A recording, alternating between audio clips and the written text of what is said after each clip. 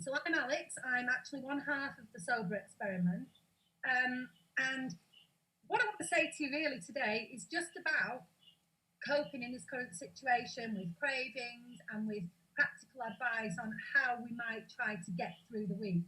So this last week for me has been very much the honeymoon period of being at home is over, and the boredom has kicked in and the lack of routine has kicked in, and I'm trying very much to find a new routine and new coping strategies. My advice to anybody at the moment, if you are dealing with either stopping drinking or maintaining your sobriety, would be to get yourself into a routine. I've picked up my exercise again this week, which I've very much just thrown away. I have started baking every other day with my daughter, which is unheard of, and various other things. And I'm trying to have a little bit of a schedule. It's not rigid. It just helps me in so much as keeping myself focused on what to do day by day.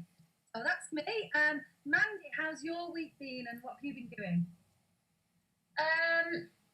I have not been great this week. I suffer from insomnia, chronic insomnia. I've had it probably all my life.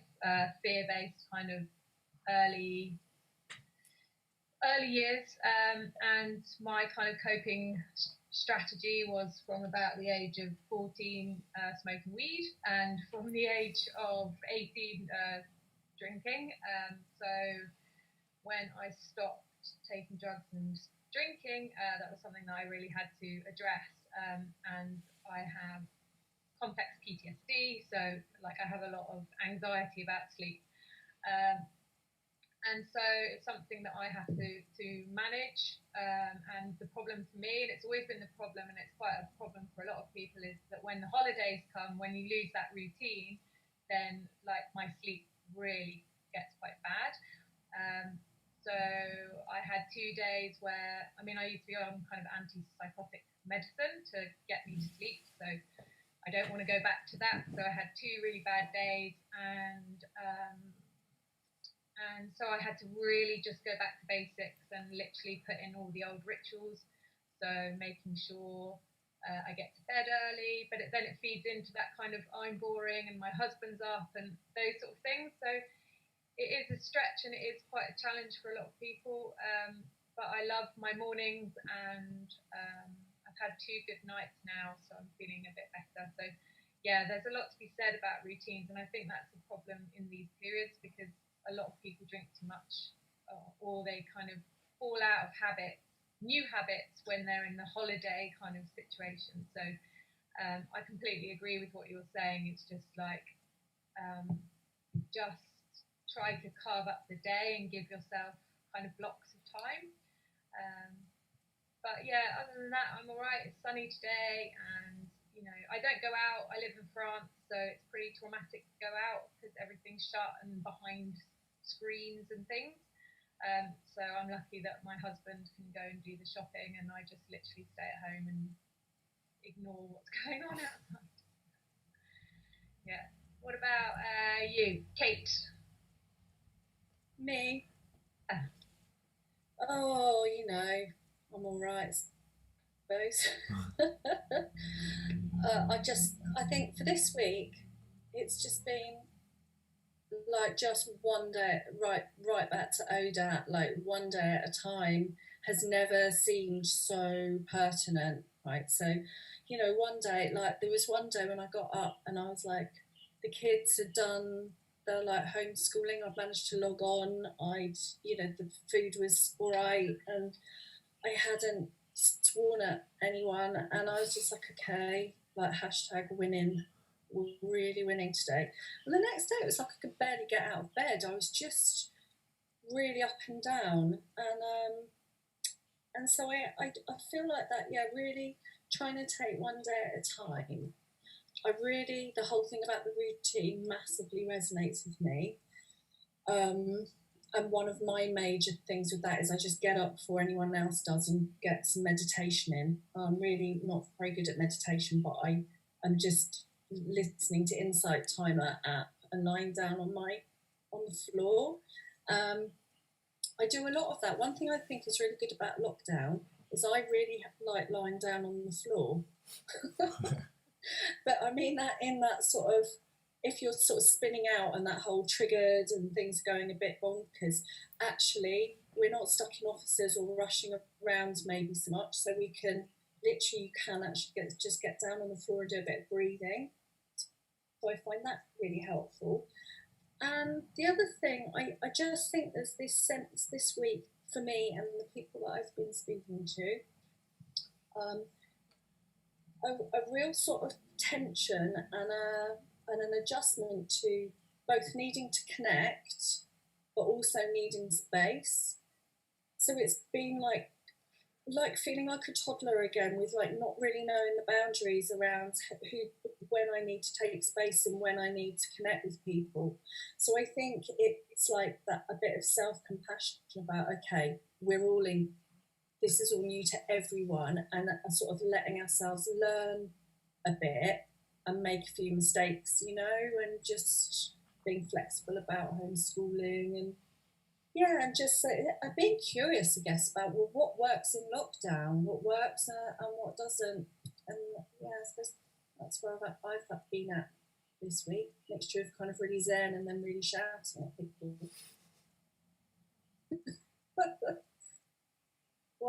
I've got to nominate. Who do I nominate? Simon. Oh, thanks, Kate. One of the, I guess for me, one of the things that Kate said there definitely resonates around your own space. And I've found over this last week that I've been spending or looking for time on my own. We're all, my wife, my son, we're all in the same house, and it's quite easy to get on top of each other and for tensions to just sort of start feeling a little bit abrasive. I mean, we haven't had any bust ups or any shouting, but I could feel after a period of time that may happen. So we've all got a room that we can use. I've got my office at home, which is great, and I've been spending a lot of time doing work on my website, writing, blogging. I mean, coronavirus and sobriety are an awesome opportunity to write lots of blog posts, that's for sure. So I've been just getting stuff down on my blog and trying to use the time as proactively as possible and almost seeking opportunities. So I spoke before about looking for opportunities for things that you can do during this that you wouldn't normally do, and I've definitely been doing that and doing some really nice things with my son. Like we had a sports day yesterday in the garden, which we would never ever do, and I thought that was a really nice thing to do. It kind of ended in a complete mess, but we did it. And training at home, we've got the cross trainer out of the garage, the exercise bikes out of the garage, and we've been using it every day. And of course, I've been doing lives in my group for free live stuff that I wouldn't do. We're doing this, so I'm just kind of making the most of it. And I haven't really felt myself get down. I've been meditating every morning as well, like Kate has. That really helps, just for 10 minutes. And just kind of immersing myself in things that I probably would otherwise not be getting involved in.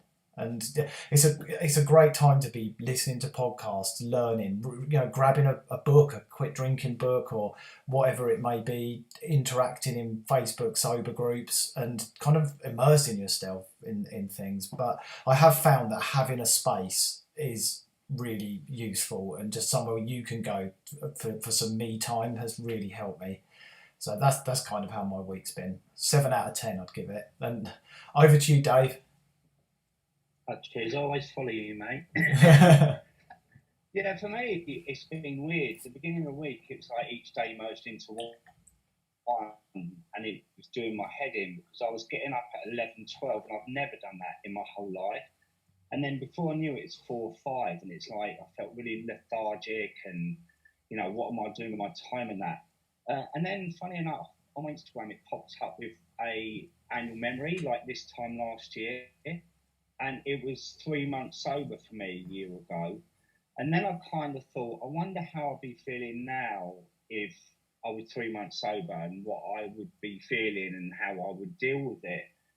And I think I would deal with it that rather than the one day at a time, I'll be doing it almost treat each hour as it comes and break it down into small bits. And if I was feeling edgy or frustrated or you know, if that wine witch voice was coming in or the beer monster, I would just try and occupy myself as best as I can. And I think you know, Simon, that I the way I've dealt with it, I've divorced myself from alcohol. It's like a mad affair that I had for 40 years, and then I've ended it. So it would be like that little voice knocking on my door, and you either choose whether you answer it or not. And the more it knocks, the more you're like, do I answer the door or, you know? So just occupy yourselves and watch a film, have a bath, go for a walk. You know, lots of little things to break it down, to stop that little knock on the door creeping in so it gets louder. And it's been a really interesting thought pattern for me to think about all the guys that are at the beginning of their sobriety and how they are feeling through this. And because I feel quite strong, but also I really feel for people that are at the beginning of their journey. And that's how I've been thinking. It's made me feel quite positive, actually, because I do feel strong. And it's given me a little bit of a push to actually get up and do things as well, because I hate doing nothing, but this coronavirus has forced us in to actually sitting with our feelings and pondering about a lot of things and sometimes overthinking.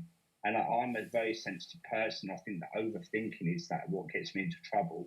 So by keeping occupied is the technique that I've used. I don't know if that helps anyone, but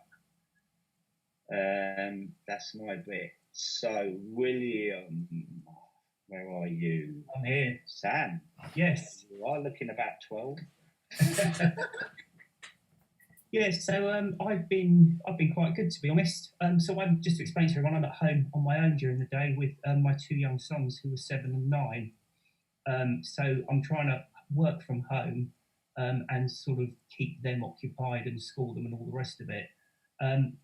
So for me, it's, to be honest, it's been okay, because I think when you're looking after kids, you need two things: you need energy and you need patience. I'm a great believer that emotions are catching. So if people start shouting at you and arguing at you and get angry with you, you start arguing and shouting back to them. So the key for me is, firstly, you need a lot of energy with kids, and secondly, you just need to keep calm all the time. Even when you're bubbling up inside, you just need to hold on to it and keep calm. So if you're constantly a force for calm in the house, I think we still have our arguments and all the rest of it, but generally it's been fairly good. It's been fairly calm. And to be honest, that's something I just wouldn't have. Energy and calmness are not something I would have if I was drinking, because I would be tired, I'd be lethargic, I'd be grouchy, and it would be a nightmare. So for me, I know it sounds odd, but I'm looking on the bright side and getting on with it and quite enjoying it, because I know for a fact as well, in whatever it is, 3 months, 4 months, 5 months, 6 months, whatever, I'm going to be back at the office, I'm going to be working there, I'm going to be sat there waiting for 5:30 to come round so I can go home. And I'll be looking back on these days when I had all day at home with the kids just to relax and enjoy ourselves. I am working, but the email count, the incoming emails I have to deal with seem to be right down. So I think everyone's working from home at the moment, so everything seems to have slowed down while people are getting to grips with it slowly. So I'm getting through it and I'm enjoying it. And as I say, we will all in a few months' time be right back where we were, be it in an office or working on sites or whatever it is. And probably we'll be looking back on this thinking, I've got to sit at home for a few months. And just try and look on the bright side and enjoy it. That's all you can do. But for me personally, I genuinely struggle to understand how people get through this drinking, because you'll be waking up tired, grouchy, you'll be anxious and panicky. That's bad enough on its own. But if you sort of throw kids into the mix as well and have, you're arguing with them and all the rest of it, an absolute nightmare. So yeah, I mean, it is difficult, but we make the most of our, obviously in the UK, obviously you're allowed out for one bit of exercise every day. So we do that first thing. So I set the alarm and we get up at 7:30. It's like a normal school day. We're out the house at 8. We do a couple of hours in the park. We cycle to the park, we park up, we then there's always stuff to do. You find some trees to climb on or some old logs to make a den out of or whatever. By the time you get home, everyone's had a good run around and they're fairly calm. And then we just get on with the day. And yeah, their education is going to suffer and my work's going to suffer, but we'll muddle through as best we can. And there we go. So I think is it just Lisa left, I think, now? Yay! Hi! I don't like going last. I've been waiting for my turn. I get that, William. I think trying to stay positive. I'm not going to lie. I've actually Googled how to stay positive in a crisis. I have had a look at that. Routine for me, I think, like, I missed what Mandy said because I got cut off before, so I hope it's not the same, and I'm sorry if it is. But definitely routine. I've got to be careful though that I don't get too stuck in my routine, that it starts to cause me a little bit more stress, because it kind of did that today. But routine is an anchor for me. So knowing that I'm going to get up, I'm going to meditate, I have affirmations written in chalk pens on my mirrors in my bedroom, so I do my affirmations. I come down, I can sort the dog out, the cat out, been going for a little walk. My youngest daughter then probably gets up about the afternoon, and we've been listening music. I've been listening to, music that I used to listen to when I was like 17, 18, and it's amazing. So I've been like dancing around the kitchen and things like that. I think you've got to be careful what you wish for, haven't you? Because I've got 3 children, and for the last 21 years I've been wishing for peace and quiet. And my eldest daughter actually just moved out before all this. My son is locked down at his girlfriend, so there's just me and Olivia. So I've kind of got a lot of peace and quiet at the moment. So I think learning to sit with myself and cooking. I've not stopped cooking. I've not stopped eating. Is anybody else the same? Yeah. But yeah, just things like that. But routine, FaceTime in family as well. I am so grateful for groups like this that you can pop into and see that you're not on your own. And the fact that we've all got phones and tablets and things, so I can be talking to my mum and my daughter at the same time, and then my son will pop on. So things like that have been keeping me sane. Yeah. I'm very excited though to hear about our special guest today, Janey Lee Grace. What have you been doing to keep sane this week? Hi. Well, I have got 4 kids and they're all at home. I mean, the older 2 are not usually at home much. One's back from uni. The other one is usually kind of spends some time at his girlfriend's. So we suddenly have an absolute house full, and it feels like Christmas week, but without all the good bits. So I totally get where you're coming from. It's like constant cooking and eating and sort of fighting a bit about who's going to clean up. So I've got all of those kind of dynamics going on, really. It's been really interesting for me because I'm not very good at routine. A couple of you have mentioned how good it is if you have a routine in your life, and I think that's really true, to kind of set some boundaries around stuff. I prefer to use the phrase rhythm, so I'm trying to get some kind of rhythm to my day. I am finding it hard, I have to admit, but I've got a lot going on because a lot of the stuff I do is online anyway. I'm able to do my presenting stuff for the BBC online, amazingly, so that's still cool. But I'm calling this time self-care isolation, because I reckon that there's a lot of stuff we can't do anything about. We can only look after ourselves, really. We can only do the bits we can do for ourselves and for other people, within reason. So I'm kind of looking at this as a time when we can all focus on what can we do to actually be kind to ourselves as well as other people. What can we do? And in many cases, that's just, we can boost our own immunity as best we can, and we can look after our own mindset, and that's kind of all we can do. But that's enough. That will be pretty cool if we all manage to do that. All right, that's really nice. And what kind of practical tips have you got for people then, Janey, in terms of what actually are you doing for self-care, for instance? Well, I mean, personally, I'm really using this time to make sure that all the stuff I bang on about, I actually do, because I'm really good at telling everybody else about holistic living and boosting immunity and boosting their well-being. And sometimes I get so caught up and so busy in the minutiae of life that I don't always do everything for myself. So I am really massively upping vitamin C. I've made my own vitamin C. I'm really proud of myself. So I've got all the family on that. I'm making us all a fresh juice every day, or rather I'm getting the kids to. So, where I can get fresh fruit and veg, it's not always that easy. So little things like that, getting good stuff into the diet. And then in terms of the kind of headspace stuff, I think for me, the key is not to allow myself to get into that kind of fear state, because even though I'm not normally particularly anxious, I have found myself really getting, particularly if I listen to the news too much. I mean, one thing I've really learned is you absolutely cannot have the goddamn media on the whole time, because it will send you nuts, absolutely nuts.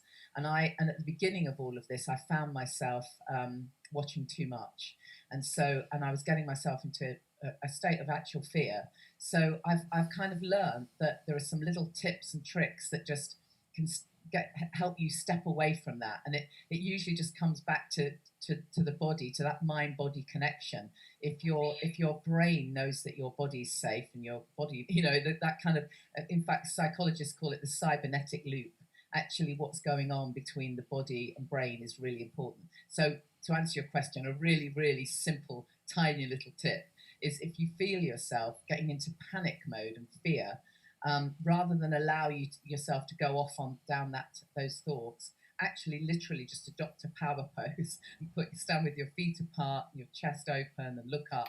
And literally just that tiny change of posture actually sends a little message down to your, from your body, which is actually actively doing something, a positive movement. It sends that little message to the brain: it's fine, you haven't got to run from the tiger, it's okay. And then you can just from there calm yourself down. And I think we all need to know what our own resources are. So I think I'm sure you spoke about this last week, but the sober toolkit thing that many of us know about, we actually need a lockdown toolkit, and it needs to include preparation. What are our resources? What are the things that individually we all know will bring us down and will just make us feel better, however small?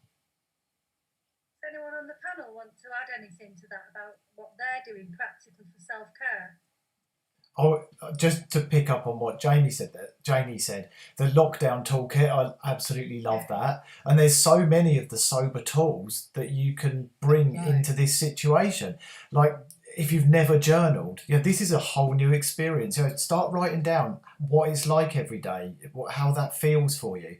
And if you don't like writing, you can record voice memos or do a quick video on your phone just to get those feelings out. And then you can look back at them. I mean, there are so many of those skills, tools that are transferable. So I absolutely agree. So anyone who's kind of gone through the journey and down the path to sobriety will probably be quite well set to handle some of the things that are coming up now. What would you say to somebody? Because I know this chat, there's lots of people that are, we're all at different times in our journey. What would you say to somebody that was thinking about giving up alcohol right now? Are you asking me? Yeah. Sorry. Okay. I'm looking okay. at you. Can you not see me looking at you? Everybody looking at me. Sorry, Janey. Yeah.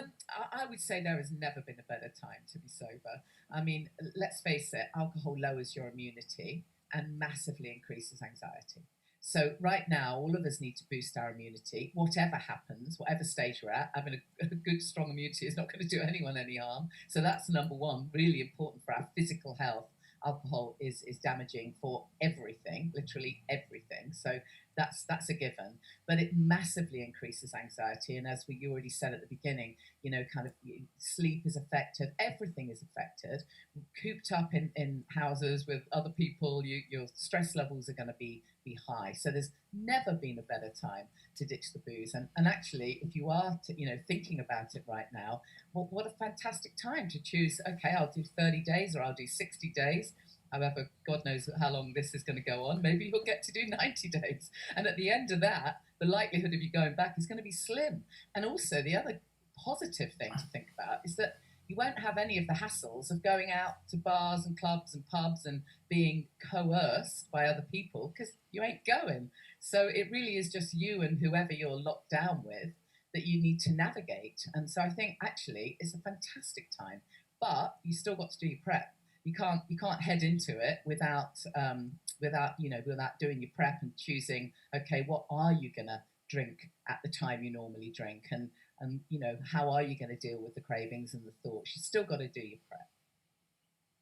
So we have a question that Harriet says, where can I find a list for the sober or lockdown toolkit? So I'm just going to ask Kate, do you want to explain, and then Dave, maybe what's in your toolkit and what do we mean by a sober toolkit? Yeah, well, the sober toolkit, I think, it's kind of, you put it together as you go on in terms of things that work for you to, like Janey was saying, a bit like come out of panic state or manage triggers or cravings. And I suppose we work at Love Sober, we work with adding things in. So it'll be looking at body. So what makes you feel safe? I was thinking, I've been doing this thing today of you take your right hand and you put it under your armpit, and then you take your left hand and you just put it on your shoulder or here, and it's like it sort of contains you, and it sends, it's like Janey was saying, it sends a message to your brain that you're safe, and you can sit there for a while and just sort of breathe, and it actually activates your parasympathetic nervous system. And so that you literally work from body up. So, I think some of the toolkit can be sort of quick lit, it can be very much rational mind. I mean, I know Sam's book is, William Porter's book was one of my seminal books for just attacking the kind of rationality and the science about it. So I think, the quick lit, the podcasts, the somatics like we're doing, or whatever movement works for you. And what else? So, and I think for this time, it's like treating things like a bit of an exploration. So if you work with your body, also with the things that you look out for, things that you love that might light you up. So I was making pom-poms with my daughter, and just the feeling of the wool and the colour, I was in a bit of mindful activity, and it just kind of lit me up, and I bounced on the trampoline and it lit me up, and they're sort of like little bright spots which are like markers to you that you're doing something that you're genuinely kind of enjoying. So again, like you sort of add those, look for those bright bits, look for those positive bits.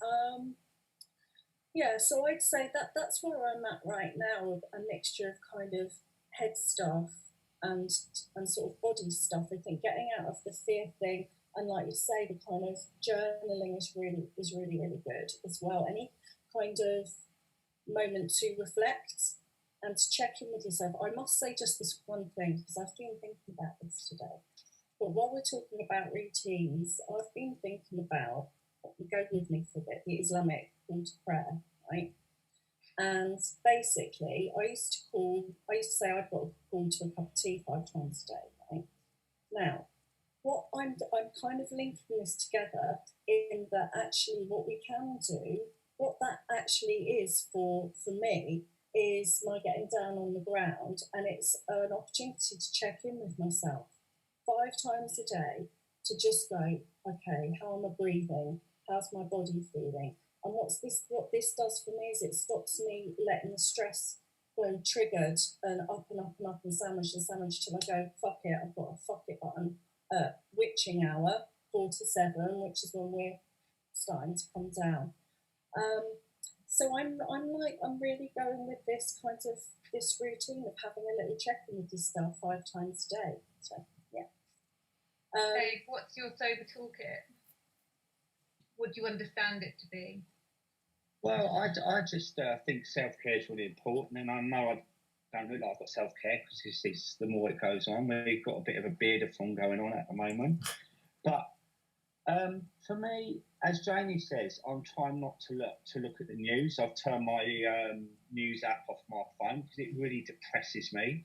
So I've been trying to do things really positive. I've set my bike up in my garden office on a turbo trainer, and I've got a Zwift app that I can monitor how I'm doing, and it sets you challenges each day. And I find once I've come off of that, I feel so much better and more mentally prepared for the day. I've started listening to albums from back in the 80s that I loved, you know, that I my favourite albums, and that immediately lifts my spirit. And as I said before, I'm just really trying to work out my mood swings, and if I'm feeling okay, run with that. If not, I do something about it. I just nip it in the bud, because I just don't want to feel rubbish in these times, you know. There's enough challenges indoors, as you know. We've got triplets, and they're quite challenging. So yeah, and that's the other handy thing about the music, is I can't hear them. So there's my tip: wear headphones so you can't hear your kids, even if you're not got your music on. Perfect. You say that, but I did actually have that like discovery the other day, because I've been getting back into rave music, because I used to be really into the rave scene, and like obviously it's not very sort of social for your family. And then I thought like if I wear headphones, no one can hear me. So I was listening to like old school jungle, which is not that appropriate for like a 40-year-old woman. I was having the best time, really loud, whilst cleaning the kitchen, and it's just like it's like it doesn't matter, like whatever. I mean, your toolkit is whatever works for you. It's bespoke for you. It's like what brings you up, you know, gets the adrenaline going. Whether it's running, dancing, you know, laughing, it's the things that sort of keep you comforted. So whether that's a hot bath or wrapping yourself in blankets, you know, it's all the things that you might have reached for alcohol, but replaced by something that is going to look after you, not damage you, essentially. Okay, is there any other questions? William, stay on the Mandy, can I just add to that? Because we were talking yesterday in Simon's group, myself and Lisa, similar sorts of things and practical tips for when you feel triggered. And there'll be people here, and certainly watching the playback later, who are maybe very early on sober and now are worried that they're not going to maintain it because they haven't got a loaded toolkit like maybe we've got, or other people who want to start out on that journey because now is a good time to do it. And we were talking about what else you can do instead of, you know, giving into the craving. And we had some really practical advice, just, you know, things like that. Okay, even getting up and going out of the room will temporarily numb the craving. Lisa, you had an idea about the things you would do. Or you pick a drink. I can't even remember. Is this I'll tell you. It was only yesterday, I'm sorry, and I knew she was going to ask me something, and I can see her and I'm thinking, I have no idea what we spoke about. Lisa was saying that before you pick up a drink, oh yeah, go on, you can take that maybe have a list of things that you will commit to before you think about picking up a drink. So if you get that craving, if you brought a list and you promise yourself before you ever have a drink you will complete these, so it could be just 5 things that you'll do. It could be you could phone a friend, you could pick up a book, maybe read a podcast. What was it you said, Simon, about somebody with a photograph with the kids or something? Well, there was a couple actually. So there was a guy that I was doing some coaching with, and he had a really awful video of himself when he was drunk. He was, you know, it was kind of regrettable behaviour stuff, and someone had sent him a video of it, and he made a non-negotiable, absolute, honest agreement with himself that if he was ever going to drink, he would watch that video first to remind himself of how bad it was. And he said to me, if I ever watch that video, that's enough to stop me drinking. So yeah, that kind of I call it a non-negotiable. Yeah, the thing you're sort of not prepared to put alcohol in front of any longer, or a kind of commitment you're going to make to yourself before you drink. And it could be, like you say, it might just be a picture of you with your kids, or just a picture of your children can be enough to make you stop for a moment and think, do you know what? Is this really worth it? Where is this going to lead? Play it forward, that kind of thing.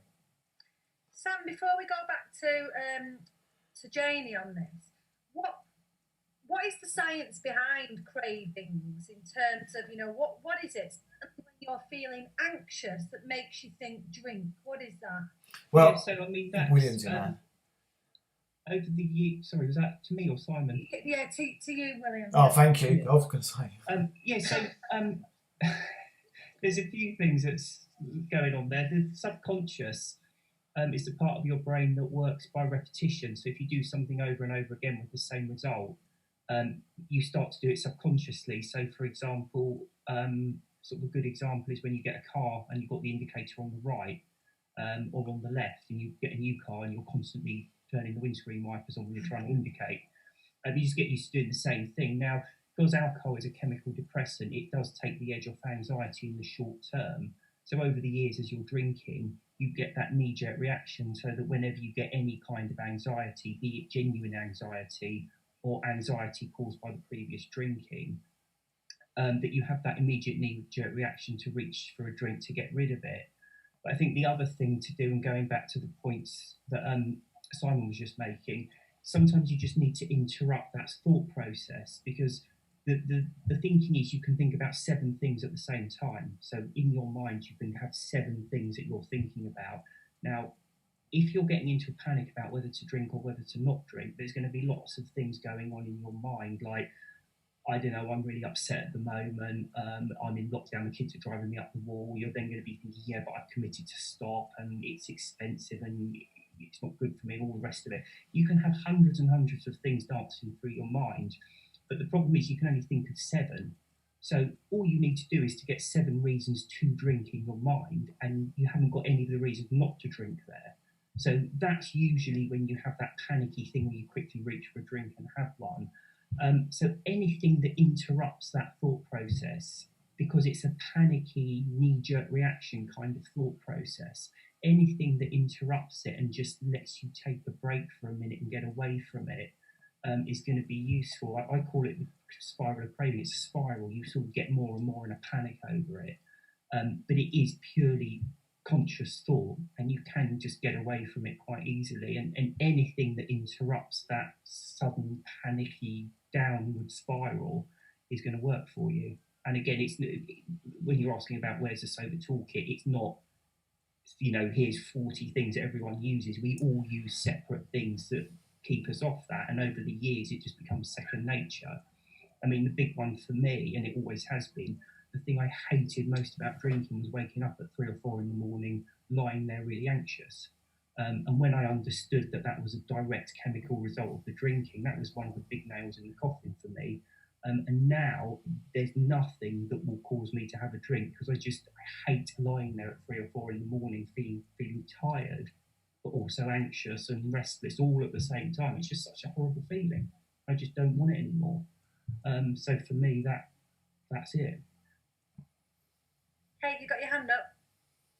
Yeah, it's just occurring to me. Thank you for that. Just that I find it helpful to have, if I'm thinking about it, it's like the emergency strategies when the cravings are quite big and they're flying up, and then the sort of almost like proactive strategies about keeping you sort of regulated throughout the day, which is what I was talking about with the taking the break and checking in. So sort of when identifying when your trigger times are, when you're, if it is that 5 to 7 o'clock, and at that point it will pass. So always playing it forward, and then, okay, I have a cup of tea, maybe I have something sweet. In the early days, I definitely had to have that kind of, because the blood sugar was probably going a bit, haywire.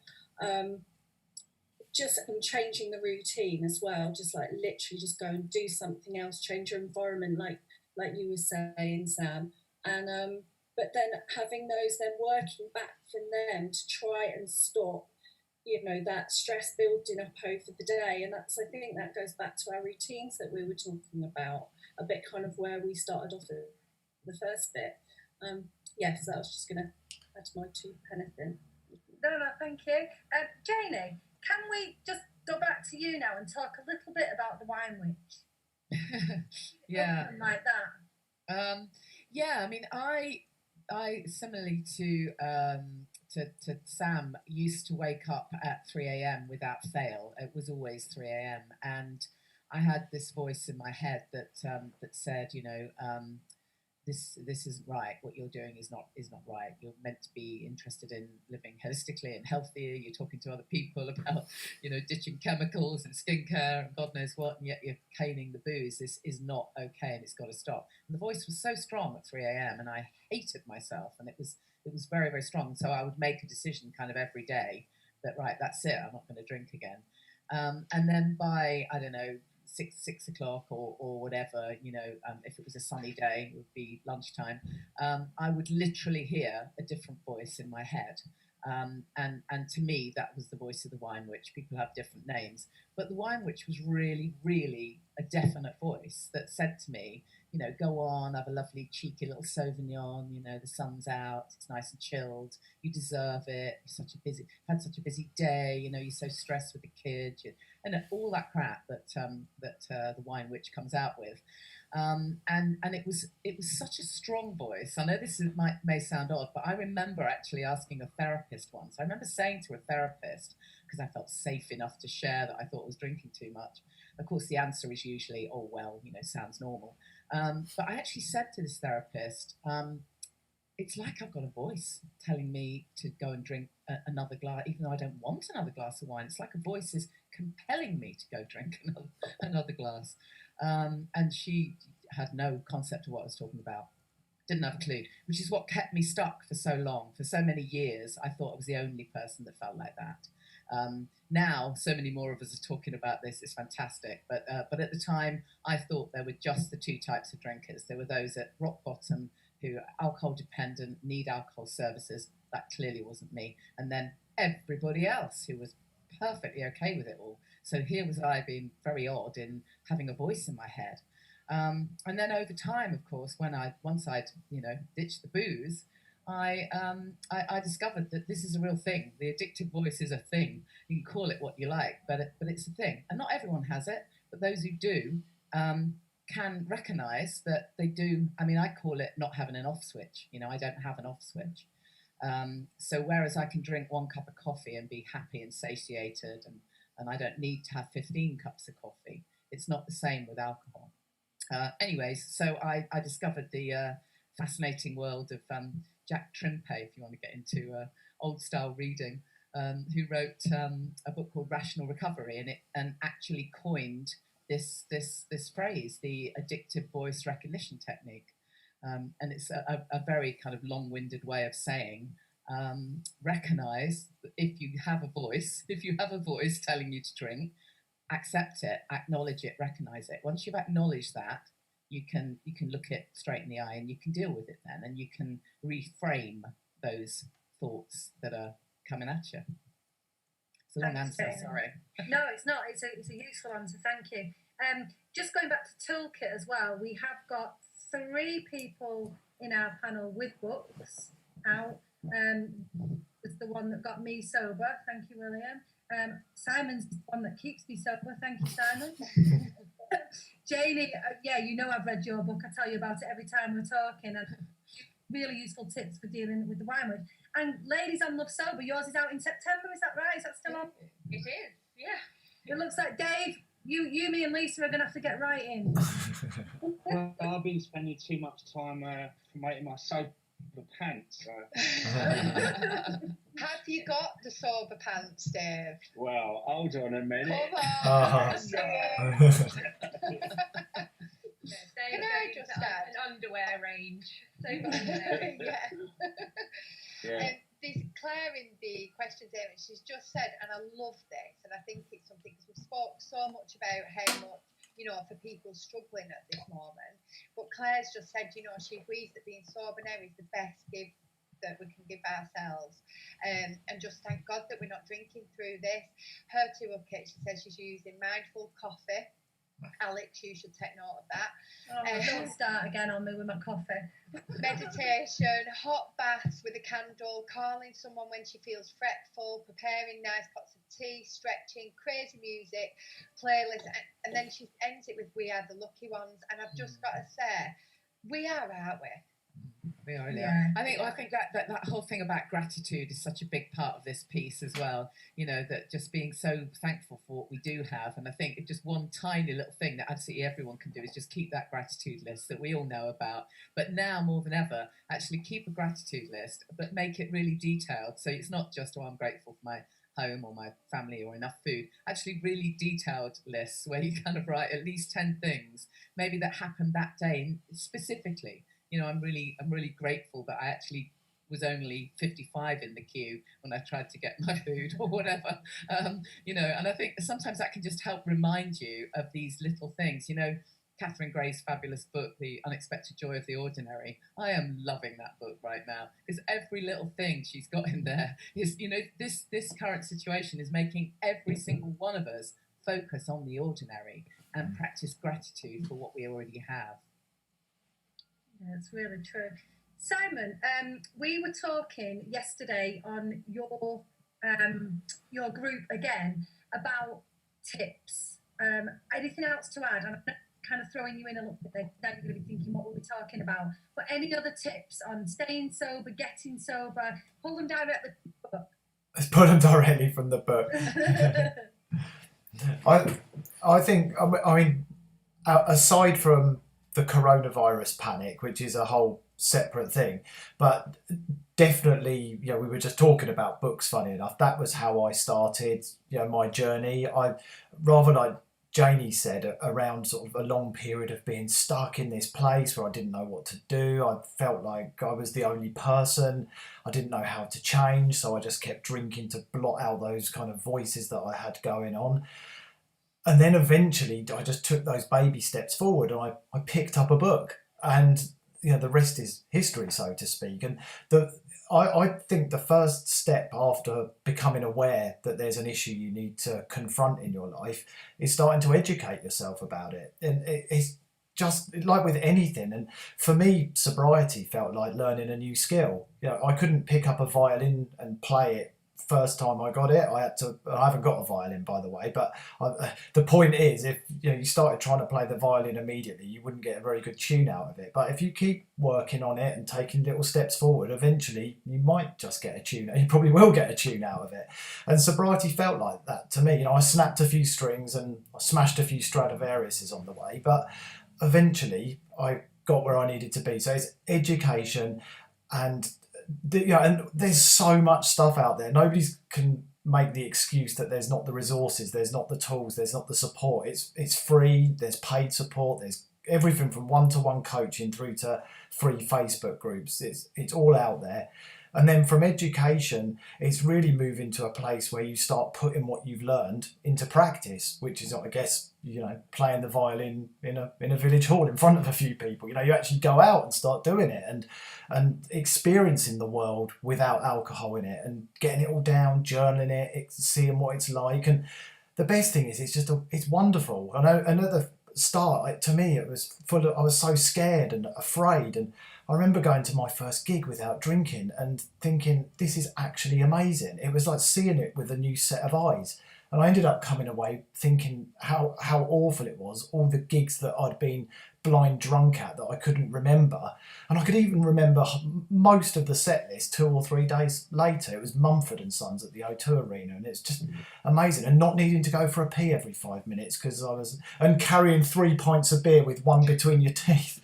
You know, it's just amazing. But so really, as I say, the simple answer is the first step for me was actually taking that step and picking up a book and starting to educate myself about it.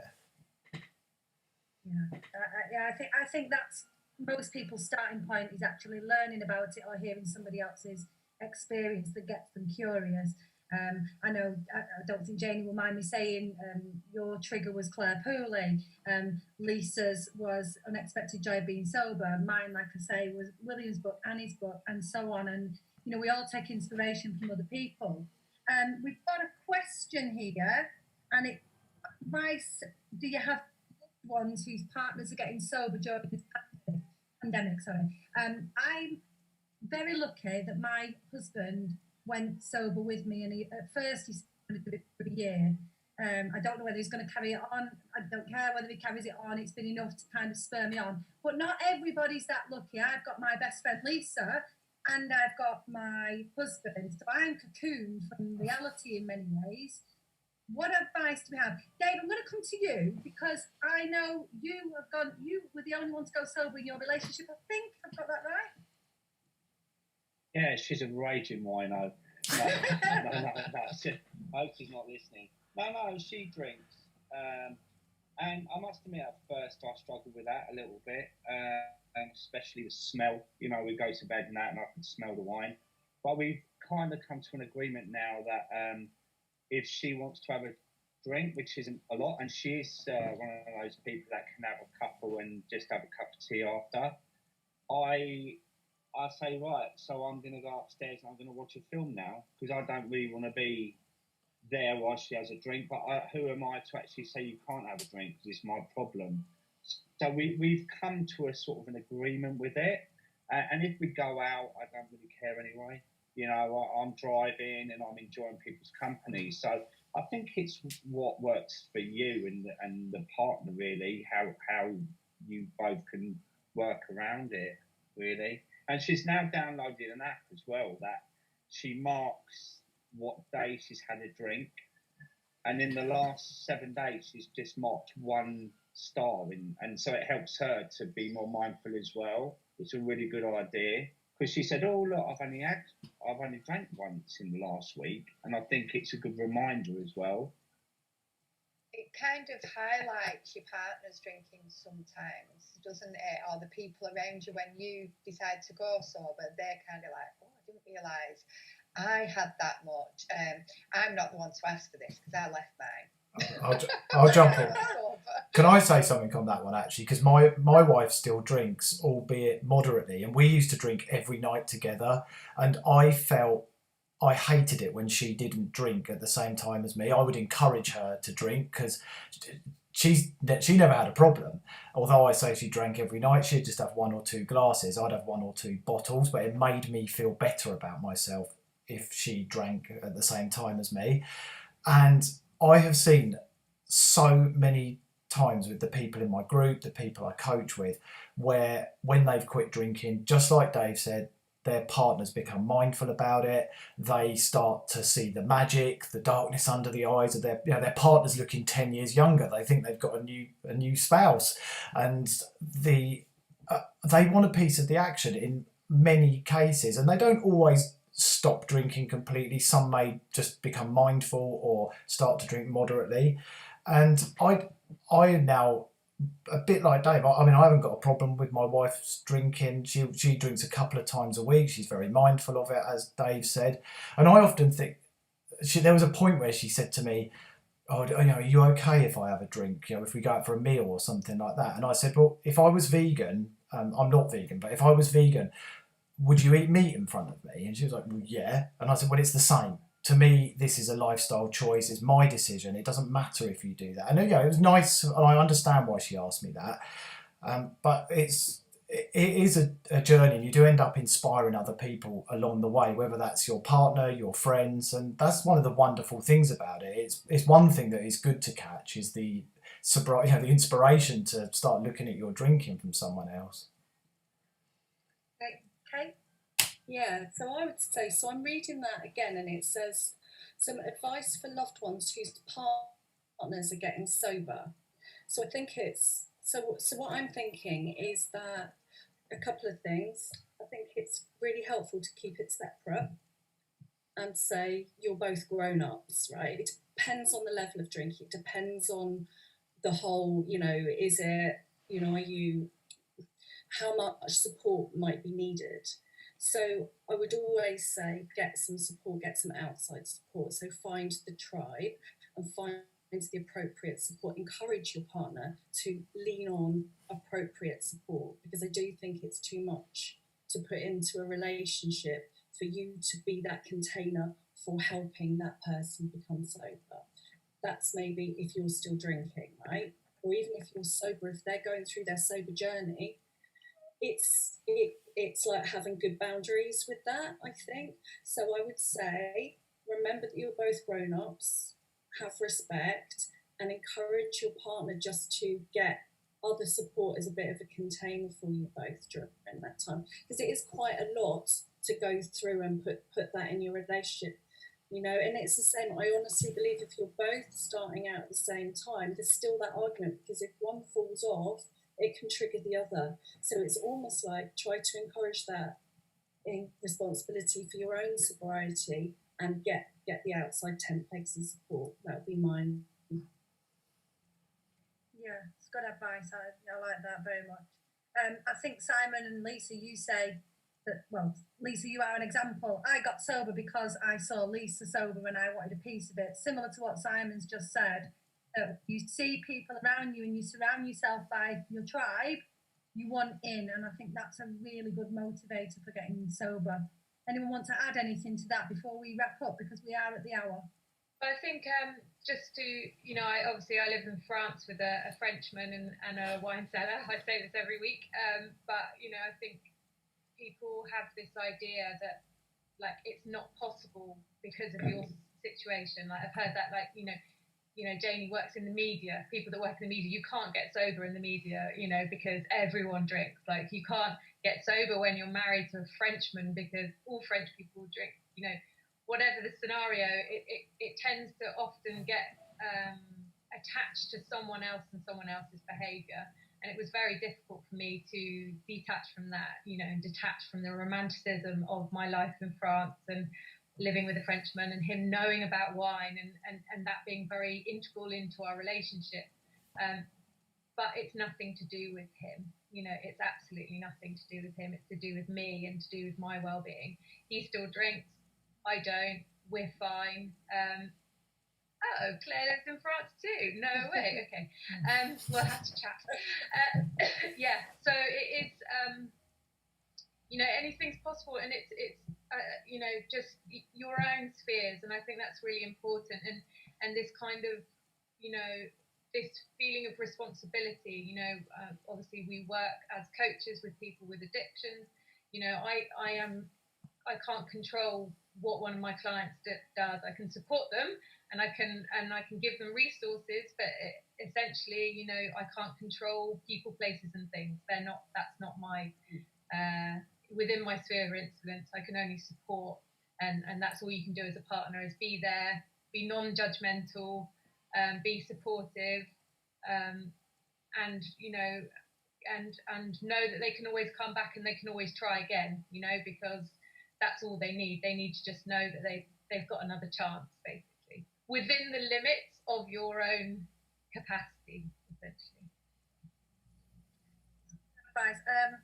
I think we're out of questions, so just to say to everybody who's watched, thank you very much for joining us. We hope we've been of some help to you today. You can find all of us on Facebook and the usual social media. I think the best place to start is probably Instagram. We all have an Instagram account. You want to just quickly give your Instagram handles, everybody? So mine and Lisa's is @SoberExperiment. William? Alcohol Explained. Dave?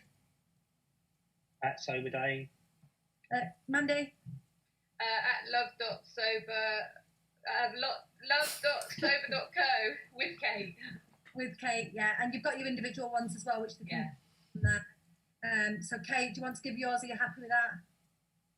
You me? Yeah. Love.sober.co, same as Mandy. And I like Kate_love.sober, and Mandy's is Mandy_love.sober. So you'll never remember that. We'll try to post them. Simon? Mine's @BeSoberAndQuit. And finally, Janey, we can find you. Yeah, mine's just @Janey Lee Grace, and I also run the Sober Club, but I don't have a name for that on Instagram. But you've got an awesome podcast as well. If you haven't checked out Janey's podcast, definitely listen to that because it's brilliant. Yeah, listen to your episode and Dave's yes. episode. And Mandy's and Kate's is coming up. Yeah, the podcast is called Alcohol Free Life. We hope we've been of some help to you all. We are back next week at 4:00 and we will post the link as usual. Thanks very much for joining us, everybody. Thank you. Bye-bye. Bye.